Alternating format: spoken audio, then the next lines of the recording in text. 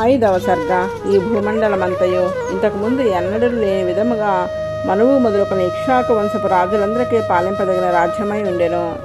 వారందరూ జయముతో విరాజిల్లెడివారు. వారిలో సగరుడు ప్రసిద్ధుడు. అతని కుమారులు 60,000 మంది. అశ్వమేధ యాగమున పోయిన అశ్వమును వెదుకుటకు భూమిని త్రవగా తర్వాత అది జలములతో నిండి సముద్రము అయినది. అందుచే సగరుని పేరుతో సాగరము అని పేరు వచ్చినది. మహాత్ముల ఇక్ష్వాకు వంశస్థులలో శ్రీరామాయణము అనే రామకథ ఆవిర్భవించినది. దాన్ని మొదటి నుండి అంతను తెలియజేయుదును. ఈ కథలో ధర్మము, కామము, అర్థము ఎట్లు ఉండవలెనో ప్రతిపాదింపబడినది. దీన్ని వినిడివారు అసూయ లేకుండా వినవలెను. సామాన్యమైన మానవులకు ఉండని స్వభావములు, అందని ప్రవర్తన ఇందలి వ్యక్తులకు ఉండును. కావున ఇట్టివారు ఉందిరా అని వారి గుణముల యందు దోషములు చూపవలనని ప్రయత్నింతురు.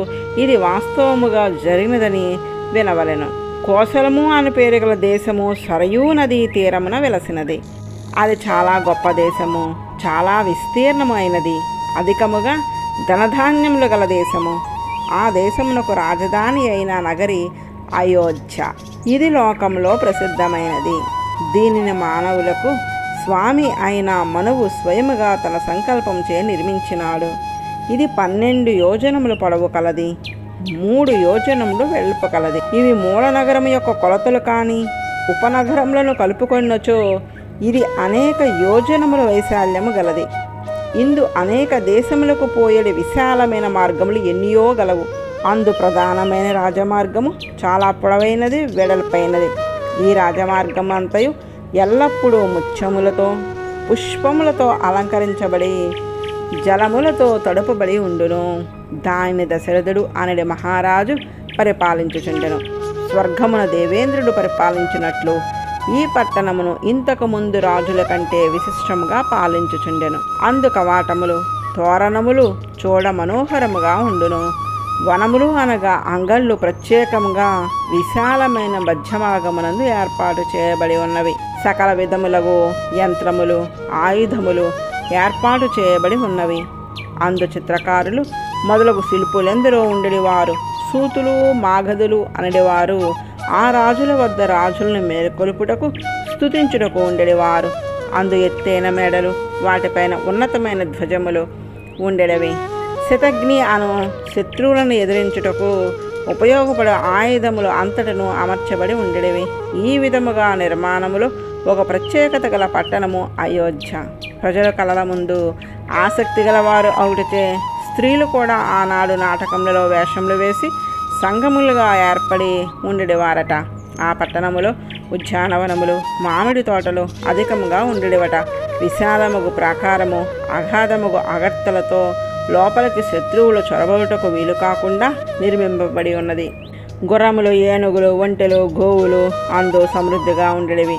సామంతరాజులు నానా దేశముల నుండి క్రయ విక్రముల కొరకు వచ్చేవారు. సామంతులు రాజునకు కప్పము చెల్లించుటకే వచ్చి సంఘములుగా ఉండేవారు. వర్తకులు దేశ విదేశముల నుండి అచ్చడికి వచ్చేవారు. ఆ పట్టణము చదరంగపు పేట 8 గళ్లతో ఏర్పడినట్లు అడ్డముగా నిడివిగా 8 విశాలముగు మార్గములతో ఏర్పడి ఉన్నది. విమానములను పేరుగల గృహముల దగ్గరగా ఏర్పడి ఉండేవి. ఆ పట్టణమంతయు నిమోన్నతములు లేని నమ ప్రదేశమునందు నిర్మింపబడినది. ధాన్య సమృద్ధితో అలరాడేది.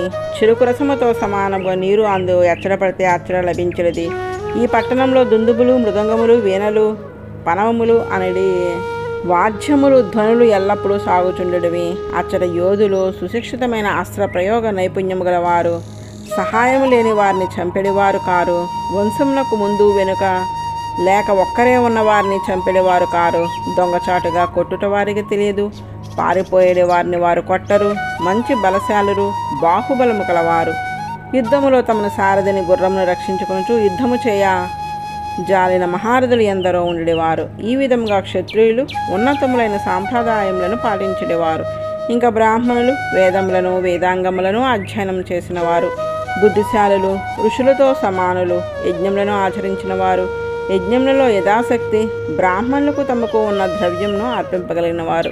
ఉత్తమ గుణవంతులు, తపోనిష్ఠులు, సత్యమునందు పూనిక గలవారు, మహాత్ములు అట్టి బ్రాహ్మణులతో ఆ పట్టణము నిండి ఉండేది. పట్టణమును వర్ణించుచున్నప్పుడు అయోధ్య వర్ణములను లంకాపురి వర్ణమునకు భేదము కనపడను. అయోధ్యలో ప్రజల గూర్చి ఎక్కువగా వర్ణింపబడును, వారి శీలము ప్రవర్తన చెప్పబడును. లంకలో సైన్యము భవనములు వాని వైభవము వర్ణింపబడును. ఇది మానవులకు రాక్షసుకును గల భేదమును నిరూపించినది. మానవులకు ప్రధానమైనది సత్ప్రవర్తనము, శీలము, ధర్మము. వీరిని వర్ణించుట అయోధ్యలో కనపడును. శారీరకమైన బలము, భవనములు, ఔన్నత్యము మొదలగు భౌతిక అభ్యుదయమే ప్రధానముగా భావించబడినది అసుర సంస్కృతి. లంకలో అది కనపడును. మానవత్వము ఒక వంక, అసురత్వము ఒక వంక నిరూపించబడుచుండును. 6వ సర్గ. అయోధ్య నగరమందు దశరథుడను రాజు పరిపాలకుడై ఉండెను. అతడు వేదవేత్త, పండితులను, సూర్యులను అందరినీ తనతో కూడగొట్టుకుని ఉన్నాడు. దురదృష్టి కలవాడు, మహాప్రతాపశాలి, పౌరుల ఎడ ప్రేమ గలవాడు, ఇక్ష్వాకులలో అతిరథుడు, శాస్త్రంలో చెప్పినట్లు యజ్ఞములను ఆచరించువాడు, చెరువులు త్రవ్వించుట, సత్రములు, తోటలు మొదలగు ధర్మకార్యములందు ఆసక్తి గలవాడు. ప్రజలందరూ అతనికి వశవర్తులై ఉందురు. మహర్షులతో సమానముగు శీలము గలవాడు, రాజర్షి 3 లోకముల యందు ప్రసిద్ధి చెందినవాడు, చతురంగ బలోపేతుడు, శత్రువులను ఓడించి ఉత్తమమైన మిత్రులతో కలిసి ఉండేవాడు, ఇంద్రియ జయము కలవాడు, రాజ్యమునకు ఆవశ్యకముగు సకల పరికరములు సమకూడి ఉన్నవాడు, ఇంద్రునితో కుబేరునితో సమానుడు. మొట్టమొదట రాజుకు మనువు ఎట్లు పరిపాలించునో అట్లు ఈ లోకమును పాలించువాడు. సత్యమునందు పూనిక గలవాడు, ధర్మార్థ కామములను పాలించువాడు. ధర్మబద్ధుడై పరిపాలించుట చేత ఆ పట్టణంలోని ప్రజలు ఎల్లప్పుడూ సంతోషంతో ఉండేవారు. ధర్మాచరణము చేయు స్వభావము కలిగి వేదశాస్త్రములను బాగుగా ఎరింగినవారు. తమకు ఉన్నదానితో సంతృష్టి పొంది ఇతరుల ధనమునకు ఆశించడి లోభ గుణము లేనివారు. సత్యమును పలుకుట వారికి సహజముగు గుణము. తక్కువ ఆదాయం గలవారు ఎవరునూ అచ్చట లేరు. నాకు ఈ లోటు ఉన్నదని చెప్పేడు కుటుంబము అచ్చట లేదు. కామమే పరమ ప్రయోజనంగా గల జనులు అచ్చట కనపడరు. భార్యా బిడ్డలను హింసించుచు ధర్మమునకు విరుద్ధముగా ప్రవర్తించడు నీచులు గాని, మనుష్యులను హింసించడు శీలము గలవారు గాని అచ్చట లేరు.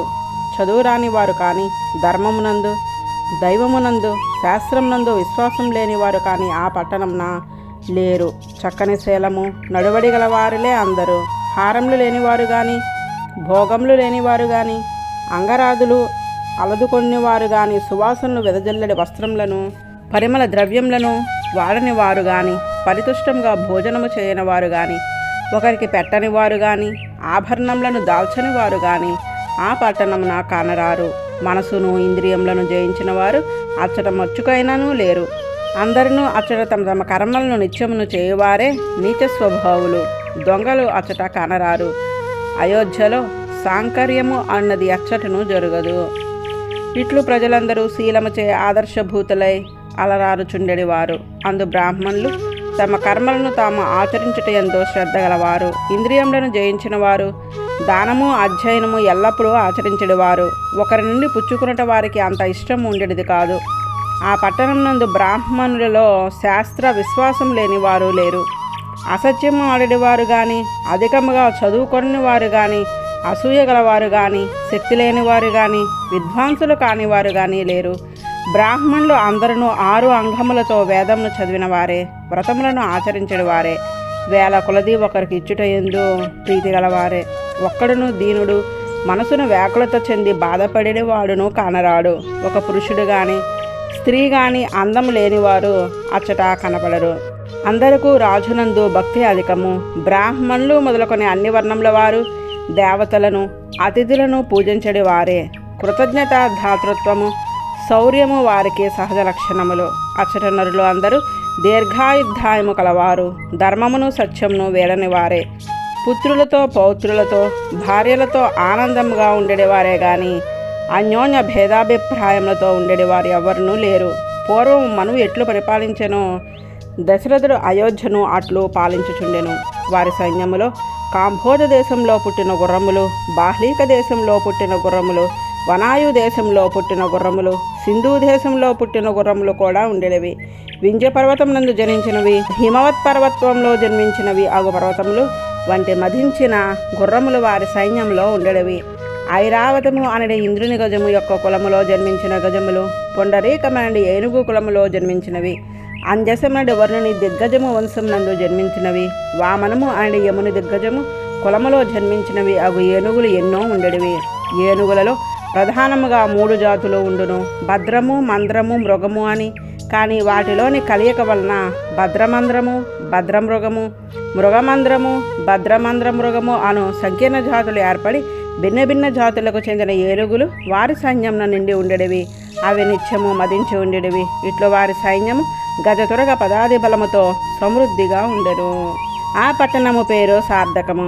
ఎవరి చేతను ఎదిరించి యుద్ధము చేయుటకు శక్యము కాని పట్టణము గనుక దానికి అయోధ్య అని పేరు. ఎవరును ఆ పట్టణంను ఎదిరించి యుద్ధము చేయు వీలు కానిదవుడిచే అది అయోధ్య అనబడెను. ఈ పేరు వేదములలో శ్రీ మహావిష్ణువు నివసించి ఉండేది వైకుంఠమునకు గలదు. కంఠము అనగా మొరపోవునది. ఎంత తాకిడి కలిగినను అది చెక్కు చెదరదు, ఏకరూపంగా ఉండును. అందుచే దానికి వైకుంఠమని పేరు. దానికే అపరాజిత అని పేరు, అనగా ఎవ్వరి చేతను ఓడింపబడినది. ఆ పట్టణము పేరే కోసల దేశపు రాజధానికి ఏర్పడినది. భగవానుడు మానవుడిగా శ్రీరాముడు అను పేరుతో దిగివచ్చుటకు అనువైన యోగ్యతలు అన్నీ ఈ పట్టణమునకు ఉన్నవని నిరూపించుటకు ముందు పట్టణమును ప్రజలను వర్ణించి మానవునకు పూర్ణత్వం చేరుటకు ఏ ఏ యోగ్యతలు ఉండవలనో నిరూపించినారు. దీన్ని పాలించురాజు దశరథుడు. 10 దిక్కులయందు ఎదురులేని రథము గలవాడు దశరథుడు. 4 దిక్కులు, 4 మూలలు, పైన క్రింద మొత్తము 10 దిక్కులు ఎటువైపు ఏగిలను అడ్డు లేని రథము గలవాడవుడిచే అతనికి దశరథుడు అని పేరు. ఇతనికి రాముడు కుమారునిగా జన్మించుటకు తగిన యోగ్యతను నిరూపించుటకై ముందు పాలకుడుగా అతని గొప్పదనమును వర్ణించినారు. పాలకులందరకు ఈ లక్షణమును ఉండవలనని సూచించుటకు వాటిని అన్నిటినీ ఒక చేట చేర్చి చెప్పినారు. రాజునకు ధర్మ పరిపాలనము కర్తవ్యము. ధర్మము ఏదో తెలుసుకొంటకు వేదము తెలియవలెను. వేదము ప్రతిపాదించినదే ధర్మము. తాను ఆచరించుటకు ప్రజల చేత ఆచరింపచేయుటకు ధర్మస్వరూపము ఎరుంగుటకు రాజు ముందుగా వేదమును ఎరుంగవలెను. రాజు సర్వసంగ్రహము కలవాడు, అనగా అందరినీ తనతో చేర్చుకొని ఉంచుకునివాడు కావలెను. శౌర్యము చే సూర్యులను, పాండిత్యం చే పండితులను, రంజనము చే ప్రజలను, ఔదార్యము చే తన క్రింద పనిచేయ వారిని, ఇట్లు అన్ని వర్ణముల వారిని కూడా తనతో కూడా గట్టుకొనగలిగిన వాడే పాలకుడగు ఉండదగిన వాడు. దీర్ఘదర్శి కావలెను, అనగా రాబో మంచిని చెడును ముందుగానే ఎరుంగగలవాడు కావలెను. అనర్థములు రాకముందే రాజ్యమును ప్రజలను కాపాడుకుంటకు ఈ లక్షణము ఆవశ్యకము. అంతేగాక రాజ్య పరిపాలనం చేయించడం భోగంలో అనుభవమే కాక పరలోకంలో ఉత్తమమైన స్థితిని పొందుటకు కూడా పరిపాలన ఎట్లు ఉపయోగించుకునవలెనో తెలియవలెను. మహా తేజశాలి కావలెను. అతని తేజస్సును చూచి శత్రువులు ముందుకు వచ్చుటకే జంకవలెను. వేసవి కాలంలో మధ్యాహ్న సమయమున సూర్యుని వైపు చూడవలను అన్న ఎట్లు కన్ను జంకును అట్లు శత్రురాజులు అతని వైపు చూచుటకే సంకోచించున్నట్లు చేసే శక్తి ఉండవలెను. పౌరజాన పదప్రియుడు కావలెను. పట్టణంలో ఉన్న వారికే కాకుండా పల్లెలో ఉన్నవారికి కూడా సుఖమును శాంతియు కలుగునట్లు రాజు ప్రయత్నించవలెను. కుమారులలో తండ్రికి ఎట్లు అందరూ ఒకే విధముగా ప్రేమింపదగిన వారే ఇందురో అట్లే పురములలో ఉండువారిని గ్రామంలో ఉండువారిని కూడా రాజు ఏకరూపంగా ప్రేమించవలెను. కేవలం రాజ్యపాలన ఎందే కాక పరలోకమును సాధించుటకును తనకు తన ప్రజలకు క్షేమం కలిగించేటట్లు దేవతల అనుగ్రహమును కలిగించుటకును యజ్ఞములు చేయువాడు కావలెను. తన శక్తి చేతనే ప్రజలను పాలించలేడు. దైవబలము ఉండవలెను. మనకు ఉన్న ద్రవ్యంతో దేవతలను తృప్తిపరిచి వారు వసంగిన భోగములతో తాను తృప్తి పొందవలెను. అందుకే రాజు యజ్ఞములను ఆచరించువాడు కావలేను. ధర్మకార్యములు చేయుట యందు శ్రద్ధగలవాడు కావలెను.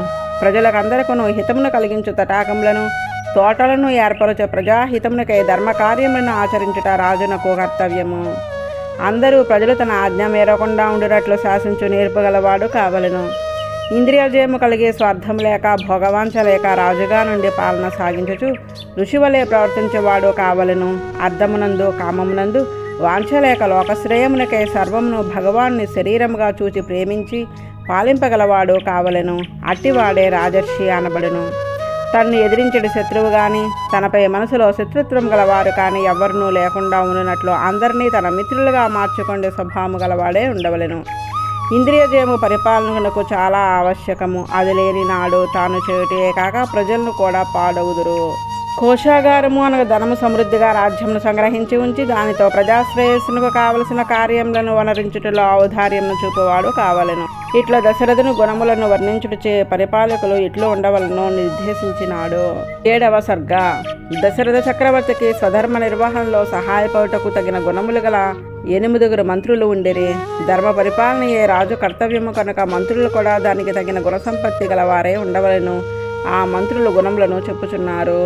మంత్రులు ముఖ్యంగా మంత్రజ్ఞులై ఉండవలెను. ఇంగితమనగా ఇతరుల అభిప్రాయములను వారి ముఖ వికాసం చేతను సంకోచం చేతను వారు ఆడడి మాటలలోని స్వరమును బట్టియో గ్రహించడి వారు కావలెను. ఆ మార్చులు సర్వ వ్యాపారములందును రాజుతో కూడి ఉండేవారు. వారితో కార్యమును విచారించరు కనుక మంత్రులు అందురు. ఆడడి మాటలలోని స్వరమును బట్టియో గ్రహించడి వారు కావలెను. అమాత్యులు సర్వ వ్యాపారములందును రాజుతో కూడి ఉండేవారు. వారితో కార్యమును విచారించరు కనుక మంత్రులు అందురు. వారికి 3 శుద్ధులు కావలను. మనసులోని భావములలో అన్ని విధములు స్వామి ద్రోహచింతన లేనివారు కావలెను. ధర్మ విషయమునకు స్త్రీల విషయమునకు వ్యసనముల యందును వశపడిన శుద్ధి గలవారు కావలెను. మంత్రులుగా నియమించు ముందు కొన్ని పరీక్షలు చేసి మంత్రులను నిర్ణయింతురు. డబ్బు చేతను స్త్రీల చేతను వారిని ఆకర్షించుటకు ఆశ కల్పింతురు. దీనికి ఉపధ అని పేరు. అటు ఉపదలకు అతీతులు అయిన వారే పరిశుద్ధులు. వారు రాజుపై అనురక్తులు కావలెను. రాజునందు రాజు చేసిన కార్యములు ఎందు సహజమైన ప్రీతి గలవారే ఉండవలెను. అటు మంత్రులు దశరథ చక్రవర్తి వద్ద 8 ఉండేవారు. దృష్టి, జయంతుడు, విజయుడు, సిద్ధార్థుడు, అర్ధసాధకుడు, అశోకుడు, మంత్రపాలుడు, సుమంత్రుడు వీరి పేర్లలో వారి గుణములు సూచింపబడినవి. దృష్టి కార్యము చేయట ఎందు సామర్థ్యము గలవాడు. జయంతుడు జయంతిశీలము గలవాడు. విజయుడు విజయమును ఆర్జించగలవాడు. సిద్ధార్థుడు తాము తలంచిన పనులను సాధించువాడు. అర్ధసాధకుడు తాము చేయతలపెట్టిన పనులు సాధింప పట్టుదలగలవాడు. అశోకుడు ఏ కార్యమునందును శోకమునందని వాడు. మంత్రపాలకుడు రాజు తనతో చేయు ఆలోచనలను రహస్యంగా ఉంచగలిగిన వాడు. సుమంత్రుడు మంచి ఆలోచనలు రాజునకు అందించగలిగిన వాడు. వీటిలో మంత్రులకు ఆవశ్యకములకు 8 గుణములు గల 8 మంత్రులు గలరు. ప్రధానులకు పురోహితులు 2 ఉండేవారు. వశిష్ఠుడు, వామదేవుడు వీరిద్దరు ఋషులు. విశ్వమునంతను భగవాన్ని శరీరముగా దర్శించి తాము చేయు ప్రతి కార్యమును భగవత్ సేవగా అర్ధకామములు యందు ఆశలేక రాజు శ్రేయస్సును సమాజ శ్రేయస్సును ధర్మమును రక్షించుటే తమ కర్తవ్యంగా భావింపగలవారు పురోహితులు కావలను. వశిష్ఠుడు, వామదేవుడు ప్రధాన పురోహితులు. జాబాలి మున్నగు మరికొందరు పురోహితులు కూడా ఉండేరి. అట్లే మంత్రులు కూడా వెనక చెప్పిన 8 కాక ఇంకా మరికొందరు ఉండేరి. మంత్రులకు అందరికీ సామాన్యంగా ఉండవలసిన గుణములను ఇచ్చట ఈ మంత్రులకు కలవని వర్ణించుచున్నారు. వెనుక రాజు ఎట్టివాడు ఉండవలనో దశరథుని వర్ణన వలన తెలుసుకుంటమే మంత్రులు ఎట్టివారు ఉండవలనో చెప్పుచున్నాడు. మంత్రులు ప్రధానంగా శాస్త్రములలో సుశిక్షితులై ఉండవలెను. విద్యావంతులు కాని వారు మంత్రులుగా ఉండరాదు. తప్పు పని చేసిన వాడు సిగ్గుపడేవారు మరలా చేయుటకు జంకెడవారు కావలెను. నీతిని పాలించడంలో సమర్థులు కావలెను. విషయములను అనుభవించవలన అనే కోరికలను నిగ్రహించుకునేవారు కావలెను. సహజముగా ఐశ్వర్యవంతులు కావలెను. కానీ ధనమునకు ఆశపడి తప్పు పనులు చేయుచుందురు. మంచి నేర్పుతో దూరదర్శనము చేయగల బుద్ధి కలవారు కావలెను. పరిపాలనము ఆవశ్యకములుగా రాజనీతి శాస్త్రమును బావుగా ఎరిగిన వారు కావలెను. రాజు వలె ఎదురులేని పరాక్రమం గలవారు కావలెను. ఇంతకుముందు రాజకార్య నిర్వాహమునకు పరాక్రమమునకు కీర్తి ఆర్జించిన వారు కావలెను. రాజు కార్యములు యందు పరాకులేని వారై ఉండవలెను. తాము చెప్పిన దాన్ని చెప్పినట్లు ఆచరించేవారు కావలెను. శత్రువులు వీరిని చూచి వెనుకకు జంకిన తేజస్సు కలవారు కావలెను. ఒకరు తప్పు చేసను క్షమింపగలిగిన ఓరిమి కలిగి ఉండవలెను. పై 2 చేతను ప్రసిద్ధులై ఉండవలెను. తమను చేరి వచ్చిన వారితో చిరునవ్వుతో మాట్లాడువారు కావలెను. కోపముతో గాని కోరికచే గాని అసత్యము ఆడనివారు కావలెను. తమ దేశంలో గాని పై దేశంలో గాని తాము ఎరంగకుండా ఏ కార్యము జరగరాదు. ఎచ్చటైనను ఎవ్వరే పని చేసినను చేయదలిచినను చేయుచున్న చారులచే తెలుసుకున్నవారు కావలెను. కార్యములు నిశ్చయము చేతిలో నేర్పగలవారు కావలెను.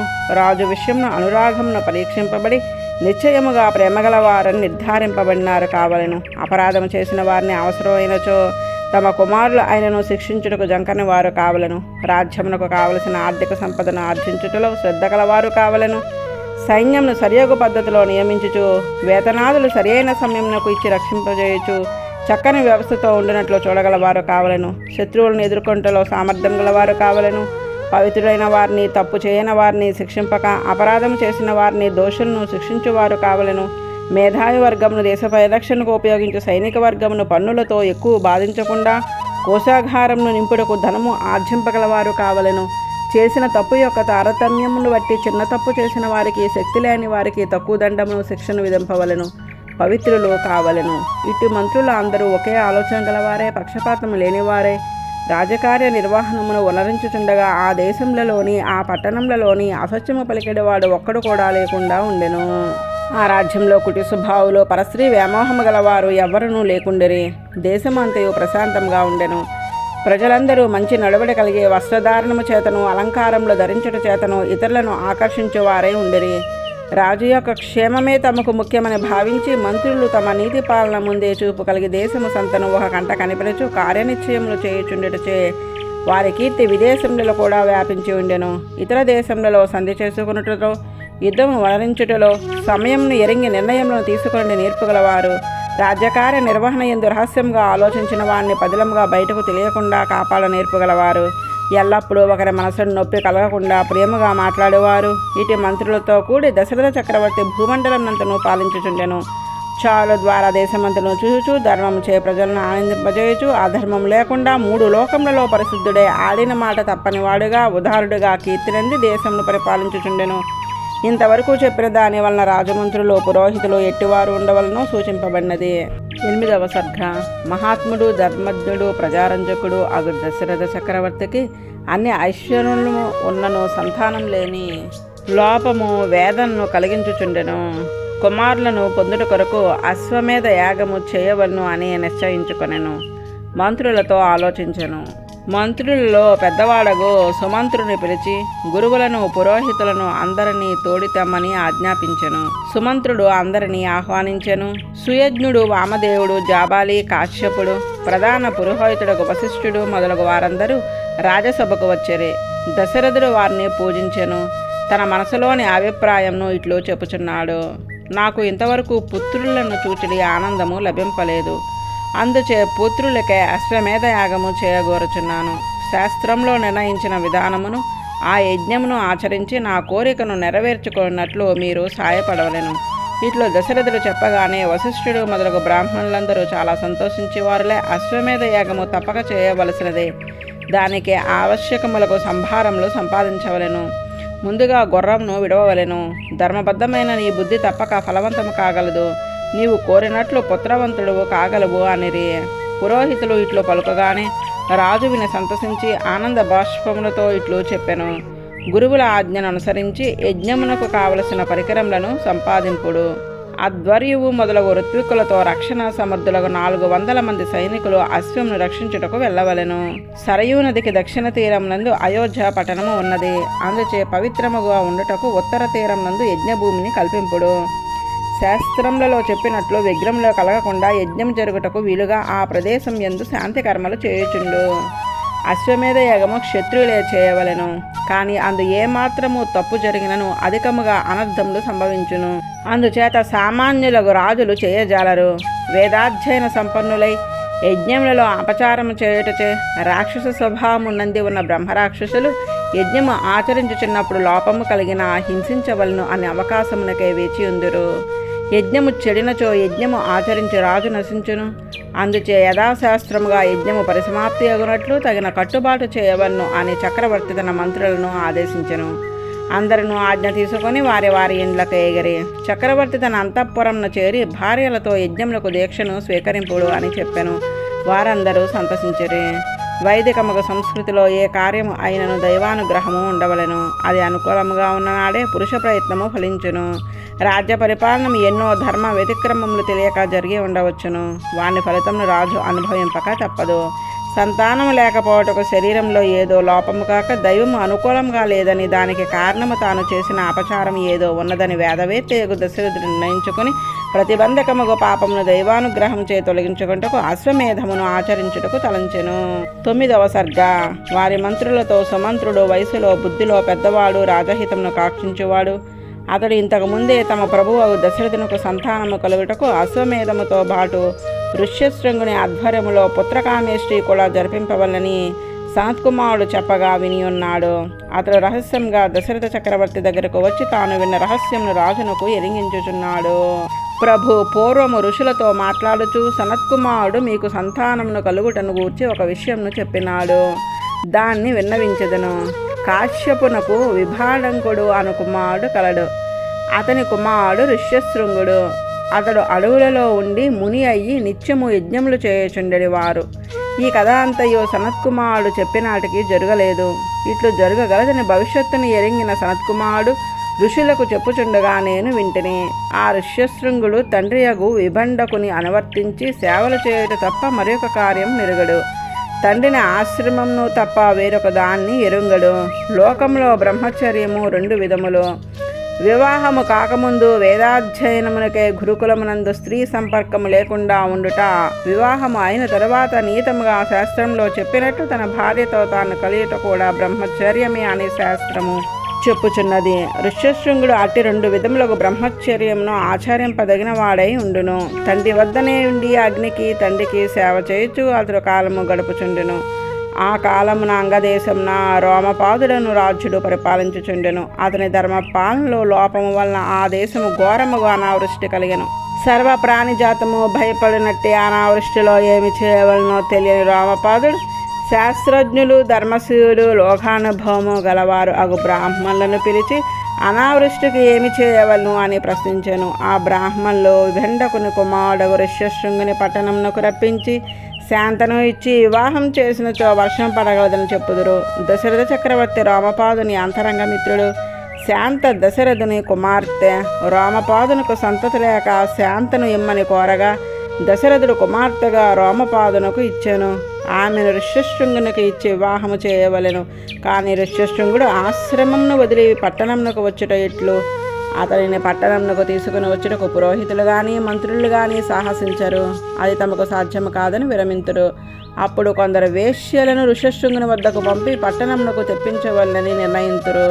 ఆ వేశ్యలచే ఋష్యశృంగుని పట్టణంనకు రప్పించి తరువాత రోమపాదుడు తన కుమార్తెను ఇచ్చి వివాహం చేయును. ఆ ఋష్యశృంగుడు దశరథునకు కూడా అల్లుడే. అతడు యజ్ఞము చేయించి దశరథునకు సంతానము కలుగునట్లు చేయగలడని సనత్కుమారుడు చెప్పుచుండగా నేను వింటిని. అందుచే మనము ఋష్యశృంగుని పట్టణంను తెచ్చి ఈ యజ్ఞమును చేయవలను అని సుమంత్రుడు చెప్పగా దశరథుడు విని వేశ్యలు ఋష్యశృంగుని ఎట్లు తేగలరని ప్రశ్నించెను. సుమంత్రుడు ఆ వృత్తాంతమును ఇట్లు చెప్పుచున్నాడు. 10వ సర్గ. మహాపురుషుల చరిత్రలో సామాన్య దృష్టికి ధర్మ వ్యతిక్రమము వలె కనపడినవి లోకహితమునకు ఉపకరించుచుండును. భారతమున పరాశరుడు సత్యవతితో కలియుట, వ్యాసుడు అంబాలికలతో కలియుట సామాన్య దృష్టికి ధర్మబద్ధంగా కానరాదు. కానీ అదే వ్యాసులు అవతారమునకు భారత వంశమునకు నాంది అయినది. భాగవతమున పరీక్షిత్తు ఒక ఋషిమేడలో చచ్చిన పామును వేటయో దానిచే అతడు శాపమును పొందుటయో ధర్మ విరుద్ధంగా కనపడును. కానీ అదే శుకుని ద్వారా పరీక్షిత్తు భాగవతమును విని లోకమును తరింపచేయుటకు మూలము అయినది. భారతములో భగవద్గీత, విష్ణు సహస్రనామము అను 2 మహాగ్రంథములు ఆవిర్భవించుటకు వ్యాసుల వారే కారణము. పరీక్షిత్తు భాగవతమునకు కారణము. అట్లే వేశ్యలు ఋష్యశృంగుని తమ విలాసములచే వశపరుచుకొని అంగదేశమునకు తెచ్చుట ధర్మ విరుద్ధముగా కనపడును. కానీ ఋష్యశృంగుడు లేనిచో రామావతారము లేదు. అందుచే మహాపురుషులు కొన్ని చేష్టితములను మనకు అర్థము తెలియదు. రాబోయే మహాకార్యములను సాధించుటకు అవి మూలములు అగుచుండెను. వేశ్యలు ఋష్యశృంగుని ఎట్లు రోమపాదుని రాజ్యమునకు తెచ్చారో తెలుసుకుందుము. సుమంత్రుడు దశరథుడు కోరగా ఋష్యశృంగుని రామపాదుని రాజ్యమునకు ఎట్లు తోడి తెచ్చారో వివరించుచున్నాడు.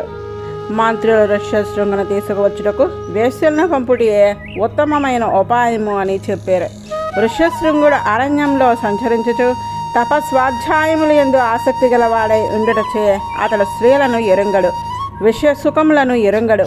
ఇంద్రియార్థములు ఎంతటి వారిని అయినను వారు వారిని అనుభవించుట ఎరుంగక పోయినను మనసును చలింపజేయజాలను. కనుక అందముగా అలంకరించుకున్న వేశ్యలు వెళ్ళి అనేక విధములకు ఉపాయములచే ఆ మహర్షిని లోబపెట్టి తీసుకొని రాగలరు అని చెప్పగా రాజు వేశ్యలను పిలిపించి వారిని ఆ కార్యమునకు నియమించెను. సుందరాంగులైన వేశ్యలు అలంకరించుకొని రకరకముల భోగ్య పదార్థములను తీసుకొని అడవిలోనికి వెళ్ళి ఆశ్రమమునకు దగ్గర అతని కంట పడుటకై ప్రయత్నించుచుండిరి. ఋష్యశృంగుడు ధీరుడు. తన ఆశ్రమ కార్యములతో నిత్యము సంతుష్టిగా జీవించడివాడు. ఆశ్రమం నుండి బయటకు వచ్చి ఎరుగడు. పుట్టినది మొదలుకొని నగరంలోనూ రాష్ట్రంలోనూ ఉండేది స్త్రీని గాని పురుషుని గాని చూచి ఎరుగడు. వేశ్యలు ఆ ప్రాంతంలో ఉండగా అనుకొనకుండా ఋష్యశృంగుడు అచ్చటకు వచ్చెను. మధురములకు కంఠస్వరములతో పాడుచున్న పాటలను విని మనోహరములకు వేషములను దాల్చిన ఆ వేశ్యలను అతడు చూచెను. ఒంటరిగా అతడు కనపడగానే వీరందరూ అతని వద్దకు చేరిరి. మీరు ఎవరు ఒంటరిగా జనసంచారము లేని ఈ ఘోరముగు అడవిలో ఎలా సంచరించుచున్నారని ఋష్యశృంగుడిని ప్రశ్నించిరి. వారి రూపము అతన్ని ఆకర్షించెను. ఇంతకు ముందు ఎన్నడను అంతటి మనోహరముగు రూపము గల వారిని అతడు చూచి ఎరుగడు. అందుచే వారు అడిగిన ప్రశ్నలకు అతడు సమాధానము చెప్ప సిద్ధపడెను. మా తండ్రి గారు విభాండకుడు అను ఋషి, నా పేరు ఋష్యశృంగుడు. పూర్వము ఒక తటాకమున స్నానము చేయుటకు మా తండ్రి ఏగగా ఊర్వశి అచ్చట కనపడెను. ఆమె సౌందర్యమును చూచి అతని వీర్యము స్ఖలనము అయ్యెను. అప్పుడు ఋష్యము అనేది లేడి నీటితో ఆ వీర్యము త్రాగెను. గర్భవతి అయ్యెను. ఆ మృగము నుండి పుట్టినవాడు ఋష్యశృంగుడు. ఋష్య మృగముతో సమానమైన కొమ్ము కలవాడగుటచే అతనిని ఋష్యశృంగుడు అని వ్యవహరించిరి. అతడు విభాండకుని ఆశ్రమమును చేరి అచ్చటనే తపస్సు చేయొచ్చు చాలా నిష్ఠతో ఉండెను. అందుచేత అకారము చూచినంత మాత్రంలోనే అతడు ఋష్యశృంగుడని తెలియను.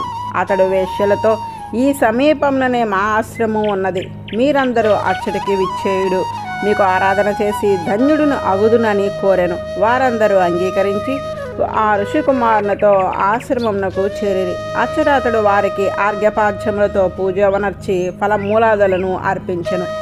వారు ఆ పూజను స్వీకరించి విభాండకుడు వచ్చిన తన చేష్టితనకు కోపించి శపించునని భయపడి వెంటనే వెళ్ళిపోవాలని సిద్ధపడుచు తాము తెచ్చిన పిండి వంటలు అతనికి ఇచ్చి అతన్ని ఆలింగనము చేసుకుని అతడు అవి తిన్నట్లు చేసిరి. వాని వద్ద సెలవు తీసుకుని తమకు వ్రతాచారణముకు సమయము అవుచున్నదని మిషపెట్టి వెంటనే వెళ్ళిపోయేరి.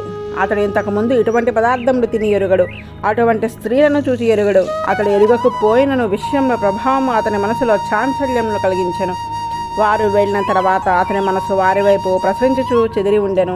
మరునాడు ముందు వారిని ఎచ్చట చూచినో మరలా అచ్చడికి అతడు వచ్చెను. వేశ్యలు అతడు వచ్చునను ఆశతో మరలా అచ్చడికి వచ్చిరి. వారు అతన్ని చేరి, మా ఆశ్రమమునకు మీరు రావాలను, అతడు మీకు పూజ చేయవలనని ఉన్నది అని మనోహరంగా పలికిరి. అతడు వారి మాటలకు వశపడెను. వారి వెంట పట్టణమునకు వచ్చెను. అతడు పట్టణమునకు వచ్చుచుండగానే వర్షం పడెను. రామపాదుడు వర్షంతో పాటు వచ్చిన ఋషశృంగుని చూచి ఆనందించి అతన్ని యథావిధిగా వినయముతో నమస్కరించి పూజించెను. అతనికి విషయం నివేదించి కోపం రాకుండా శాంతింపచేసెను. తన కుమార్తెకు శాంతను వానికి ఇచ్చి వివాహము చేసి అంతఃపురంన చేర్పించెను. అన్ని విధముల ఆరాధింపబడి ఋష్యశృంగుడు అచ్చట ప్రశాంతంగా ఉండెను. 11వ సర్గ. సుమంత్రుడు సనత్కుమారుడు తర్వాత చెప్పిన విషయంనంతను దశరథునకు ఎరింగుచున్నాడు. సనత్కుమారుడు ఇక్ష్వాకు వంశంలో గొప్ప ధార్మికులకు దశరథుడను రాజు పుట్టును. అతడు సత్యమునకు కట్టుబడి ఉండును. అతనికి అంగరాజుతో మైత్రి ఏర్పడును. అంగరాజు కుమారుడు రామపాదుడు తన కుమార్తెకు శాంతని ఋష్యశృంగునకు ఇచ్చి తన ఇంట ఉంచుకును. అప్పుడు దశరథుడు రామపాదుని వద్దకేగి, నాకు సంతానము లేదు, శాంత భర్తి అగు ఋషశృంగుని నాకు వంశకరుడుకు కుమారుడు కలిగినట్లు యజ్ఞము చేయించుటకు నీవు పంపవలను అని ప్రార్థించెను. అట్లే అని రామపాదుడు తన మిత్రునితో శాంతను భర్తను పంపును. అతను దశరథునితో అయోధ్యాపురికి వచ్చి దశరథుని ప్రార్థనను విని సంతానము కలుగుటకు ఒక యాగమును చేయించుటకు అంగీకరించెను. అతని నిర్వహణలో యజ్ఞం నెరవేర్చి దశరథుడు సంతానమునందును చివరకు స్వర్గమును కూడా పొందును. ఆ యాగ ప్రభావం వలన సర్వలోకములలో ప్రసిద్ధులు వంశ ప్రతిష్టాకరులు అమిత విక్రమకు 9 కుమారులు దశరథునకు కలుగుదురు అని ఏనాడో జరగబోయే కథను సనత్కుమారుడు చెప్పినాడు. ఇది నేను కృతయుగములో వింటిని. వారు వాక్యము సత్యమగును కనుక మీరు స్వయముగా వెళ్ళి రామపాదుని అర్థించి శాంతను భర్తను మన పట్టణమునకు తేవలను అని సమంత్రుడు చెప్పిన కథను విని దశరథుడు వశిష్ఠుల అనుమతితో మంత్రులతో పరివారముతో రావణులతో కలిసి అంగదేశమునకెగెను. రామపాదుని వద్ద ఆ ఋషికుమారుడు అగ్నిహోత్రము వలె ప్రకాశించుచు దర్శనమసంగెను. రామపాదులు చాలా సంతోషంతో మిత్రులకు దశరథునకు సత్కారము చేసి వారిని ఆదరించెను. ఋషిపుత్రులకు ఋష్యశృంగునికి దశరథుని పరిచయం చేసి తనకు వారితో గల మైత్రిని సంబంధమును చెప్పెను. అప్పుడు దశరథుడు కూడా ఋష్యశృంగునకు చెప్పెను. దశరథుడు రామపాదుని శాంతతో పాటు ఋష్యశృంగుని తన పట్టణమునకు పంపవలసిందని ప్రార్థించెను. రామపాదుడు దానికి సమ్మతించెను. ఋష్యశృంగుని భార్యతో కలిసి దశరథుని పట్టణమునకేగి వారి కోరిక నెరవేర్చవలసిందిగా ఆర్థించెను. అట్లే అని ఋష్యశృంగుడు సమ్మతించి దశరథునితో బయలుదేరెను. రోమపాదుడు ఋష్యశృంగుని ప్రేమతో ఆలింగనము చేసుకుని వీడ్కోలు చెప్పాను. దశరథుడు రోమపాదుడు కూడా ఆనందించిరి. ముందుగా ఋష్యశృంగునితో శాంతతో వచ్చుచున్నామని తమ పట్టణములకు కబురు పంపారు. వారు ముందుగా ఎగిరి నగరమంతయు అలంకరింపజేసి జలములతో మార్గంలోని తడిపి పతాకంలో అలంకరించిరి. పౌరులందరూ వారు వచ్చుచున్నారని సంతోషంతో శంఖ దుందుభి వాద్యములతో ఎదురేగిరి. పట్టణంలో ప్రవేశించిన తరువాత అంతఃపురంను ప్రవేశింపజేసి దశరథుడు శాస్త్రోత్తకముగా ఋష్యశృంగునకు పూజలు ఉనర్చెను.